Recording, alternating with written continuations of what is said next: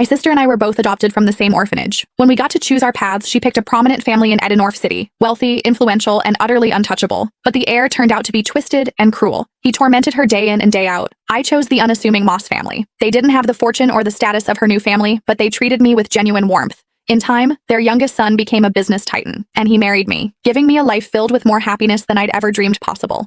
Consumed by jealousy, my sister secretly strangled me. But when I opened my eyes again, I found she had shamelessly stolen the life I'd built, this time, choosing the Moss family for herself. "Carmen," she sneered, "now it's your turn to suffer." I almost laughed out loud. Did she think the Moss heir was some simple jackpot?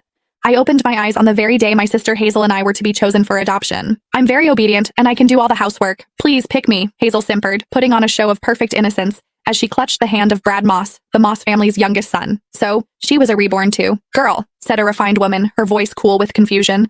"I thought you said you liked our family." She was Alexander Moreland's mother. The Morelands were the first family of Edenorf's elite, though the heir himself, Alexander, was nowhere to be seen. "I changed my mind," Hazel retorted, shrinking behind Brad as if he were a human shield. "Is that a crime?" Mrs. Moreland's face tightened. "Such a fickle child is unworthy of the Moreland name." Then her gaze softened as she turned to me. "You seem like a good girl. Come with me. We have a son at home you'll like." I simply nodded and took her outstretched hand. A triumphant gleam flashed in Hazel's eyes, as if she'd just won a great victory. But she had no idea. While everyone feared Alexander's eccentricities, I was far more terrified of Brad, a guy as cold and venomous as a snake. In my last life, I had spent years desperately trying to escape his grasp. This time, she had unknowingly done me the biggest favor imaginable.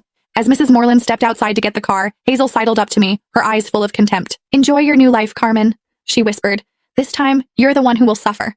I didn't even bother to reply. Her gloating was nothing more than a clown's performance. She thought she had secured a fresh start, but the joke was on her. She hadn't escaped a fire. She had just jumped headfirst into a hell far more brutal than she could ever imagine. After I arrived at the Moreland estate, Mrs. Moreland gave me a private suite and hired a small army of tutors for piano, dance, and etiquette. She was gentle but frank. "Sweetheart, I'll be honest. I adopted a daughter to find a suitable match for my son. You must apply yourself. Alexander returns from abroad in a month.